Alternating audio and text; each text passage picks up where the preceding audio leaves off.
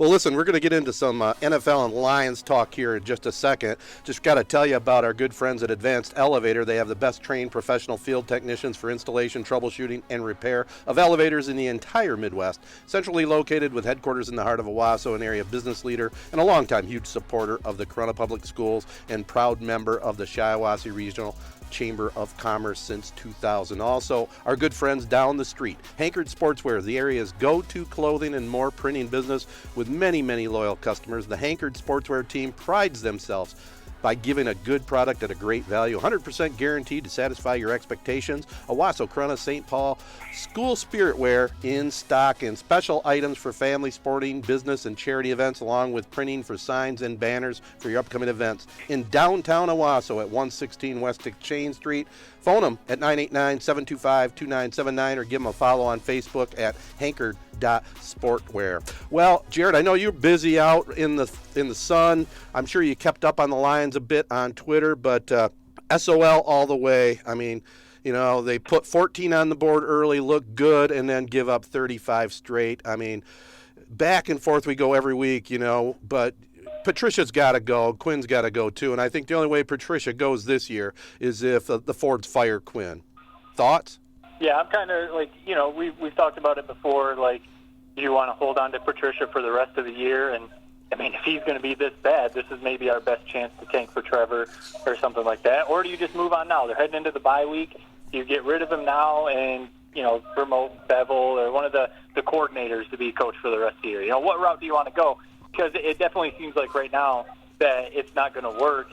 And, right, Quinn is definitely tied to Patricia, or Patricia is definitely tied to Quinn, whatever you want to say. So, yeah, you got to wonder, you know, if Patricia goes, is that going to also be Quinn going? Because this was his guy. Quinn brought Patricia in after Jim Caldwell was going 9-7 and went to the playoffs a couple times, and that wasn't cutting it. Quinn brought Patricia, his guy, in, and they have just gotten significantly worse every year that he's been there. So you got to wonder, like the Texans, they fired Bill O'Brien. He was their head coach and GM. They fired him today because they're 0-4 and they look like trash. So you just got to wonder, like, are they going to give Patricia the rest of the year, see if he can salvage something, or is it clear that this just isn't working? There's nothing to salvage. I think we've learned that we just don't like the guy. Every interview I see of this guy, I hate him more and more, if that's even possible. But in terms of, like, there's none of these assistants are any good either. Bevel, the defense is the worst part of the team. Like, why would we even promote him? He can't even run a defense, let alone a team. But I will say, like, we might as well fire him now just so we can start the coaching search. Like, just do a really thorough coaching search, like 18-month coaching search, or whatever it would be, like a year. And like, at that point, why not? Like, there's really nothing else to do. Patricia clearly is not the guy. Get him out. Yeah, and obviously they're not motivated at all. And, you know, he came in as the defensive guru. We talked about that before. That defense is trash. I'd like to know who that number 71 is. I was zeroed in on him. He was just a fat ass that couldn't tackle anybody.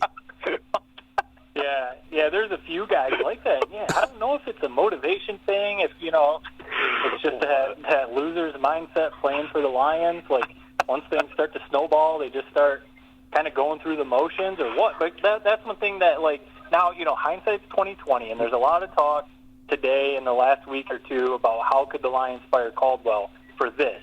And I know a lot of people were that last year at Caldwell. It did kind of seem like, you know, maybe things had kind of peaked with Caldwell. You know, I think now you could say Lions fans were getting greedy, saying 9-7 wasn't good enough. But, you know, it did kind of feel like he wasn't going to get them over the hump. Now we can kind of look back and say maybe we should have stuck with him another year or two, see what happens. But at least in those 9-7 years, they looked like they were playing hard. The players all said they loved playing for Jim Caldwell. He's a great motivator. They loved playing for him, even if they were just like a solid football team. They at least were out there fighting, playing hard. Stafford was playing with some fire. The defense was out there flying around.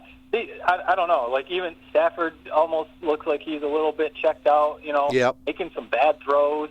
The defense, like you said, you got some dudes that are just kind of like, I don't even know what they're doing. Jared, you could probably go out there and play defensive line for the Lions. I don't know. But it's kind of like, I mean, I'm going to watch. I was about to say, like, you almost don't even want to watch. I'm going to watch all the games still.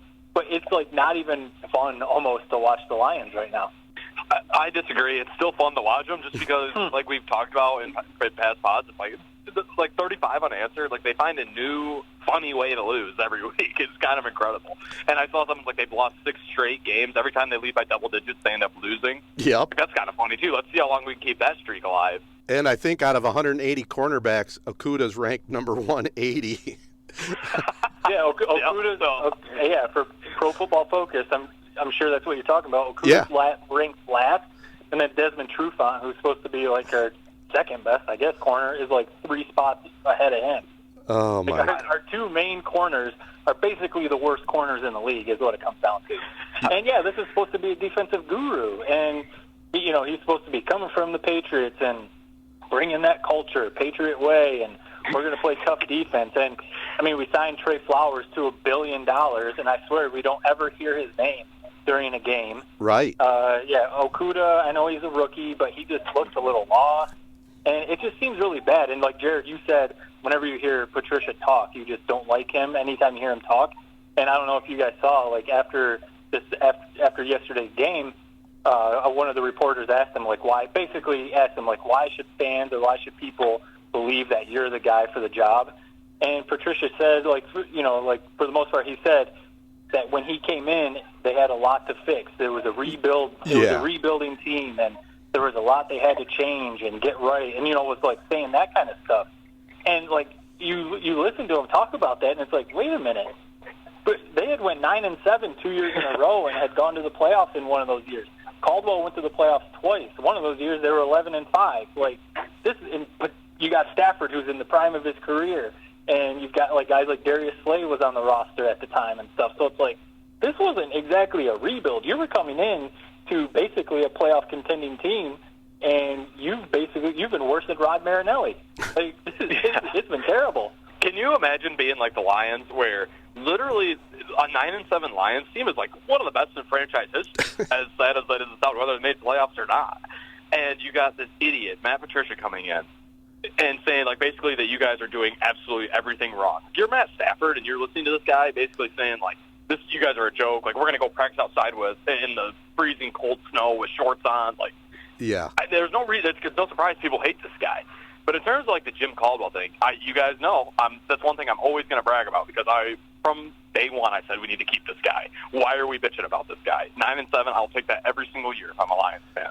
Well, let me throw. You guys wanted him out. This defensive guru that you guys wanted, and that's kind of the thing. Every Lions fan is now taking like the revisionist history stance. Like, why did we get rid of Caldwell? But like, everyone wanted him out. Like, there's a reason he was fired. If everyone was so happy with him, he would have been fired, obviously. Well, I was on that board for sure. I mean, I thought he went as far as he could go with that team, and it was time, especially when Quinn came in. But I by no means was ever sold on Patricia from day one. I actually wanted them to get Vrabel if they're going to go that route and go Patriots.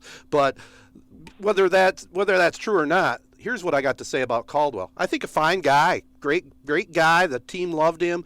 Pretty good coach, without a doubt. But if he's so great, how come he's never gotten another job? I don't understand. I don't really get that either, to be honest. Yeah. I'm blanking right now. He is working for some team as, like some sort of like assistant or something. But head coach. It's that Detroit Lions head coach curse. Mm-hmm. You're a head coach. If you're a head coach for the Lions, you're never going to head coach again, because, I mean, you're usually going to get fired because you're not good enough. And that's what makes you wonder, like, if you ask Patricia, like, to be legitimately honest, be honest. Do you wish you would have stayed in New England and stayed as defensive coordinator, or come to Detroit as a head coach? He's never going to get a head coaching job the rest of his career. No way.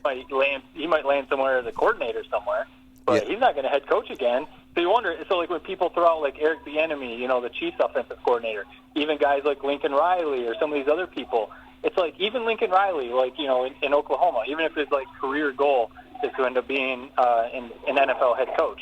Why would he leave what he has at Oklahoma to be head coach of the Lions? Like, why wouldn't he wait a year or two until, like, another job comes open? Or maybe Bill Belichick retires, who knows, whatever, something like that. Or even Bieniemy with the Chiefs. Like, Andy Reid's not necessarily that young, so maybe, like, why wouldn't he just stay with the Chiefs and Patrick Mahomes, be the offensive coordinator, make a ton of money, and then maybe take over head coach? Like, why would you leave some of these jobs to be head coach of the Lions. Right. Well, and I think So, also I almost don't get it. I think also Lions, they've already proven they don't know what they're doing when they give the head coaching job to an unproven assistant. I mean, I think at this point they got to do whatever it takes to get somebody that at least has head coaching experience and knows how to run an organization. No? I don't think they do. I think really? that this organization, clearly, no one has been able to turn it around in 50 years.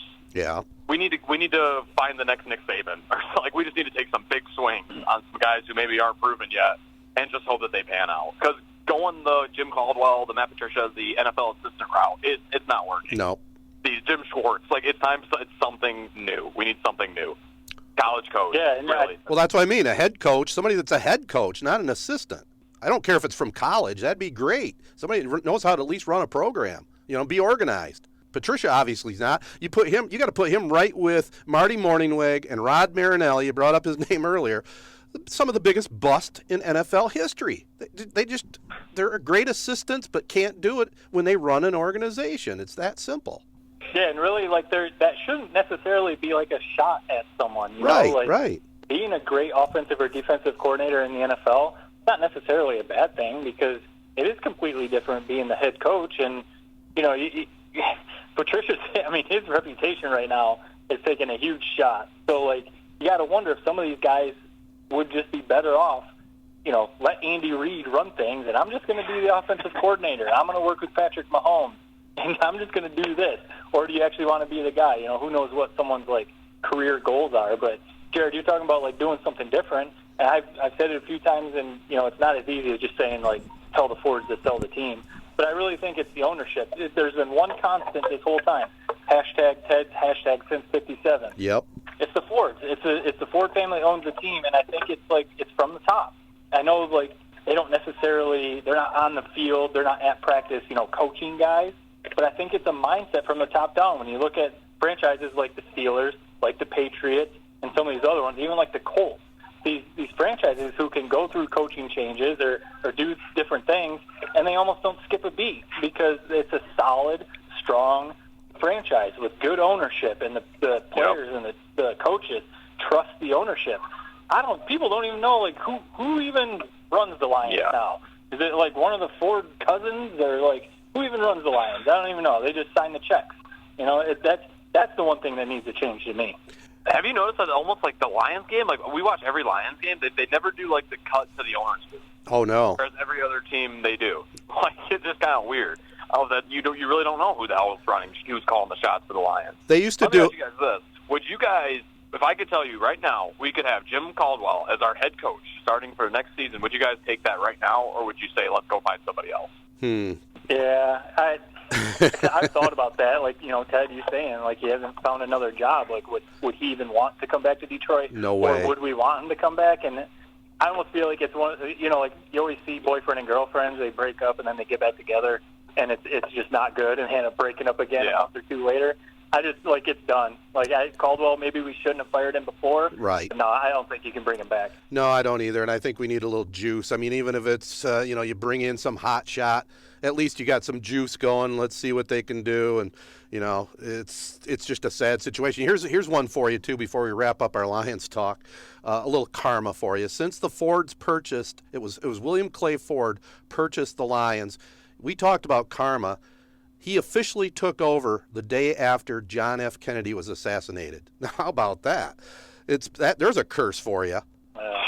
Unbelievable. What year was that? 63. I know. I should know my history with 1963, Kennedy, November of 63. 63, you're right. Yeah. So, so who owned them before? So since 57, who owned them for those few years before William Clay Ford? You're putting me on the spot, and I guess I don't remember off the top of my head. I don't remember. I guess we can't blame the Ford family since 57. No. But, since 63 anyway. That's before we wrap up, do you guys get the vibe that Bob Quinn and Matt Patricia, think about Quinn coming in, and Caldwell's already there. He already had an 11-5 season and went to the playoffs. And he's going 9-7, and Quinn is just probably sitting there and doesn't care. He wants to bring in his buddy. He probably came in and thought he was the smartest guy in the room. It's how it comes off to me. Yeah. I'm coming in from the Patriots. I'm coming to Detroit.